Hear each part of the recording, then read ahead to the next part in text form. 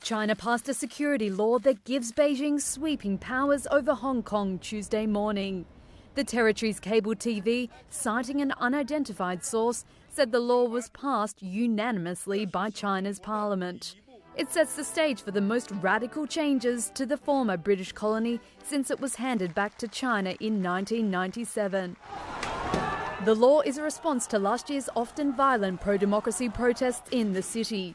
A draft of the law had not yet been published, but Beijing says it aims to tackle subversion, terrorism, separatism and collusion with foreign forces.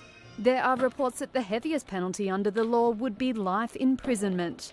Hong Kong's leader Carrie Lam spoke shortly after news broke, but refused to comment.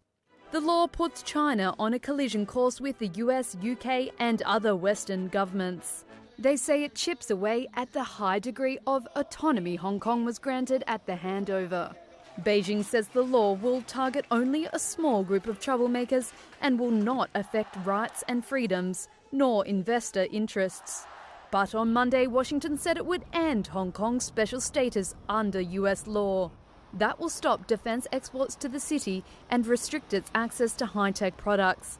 Secretary of State Mike Pompeo said the US was left with no other choice and, quote, the Chinese Communist Party's decision to eviscerate Hong Kong's freedoms has forced the Trump administration to re-evaluate its policies toward the territory.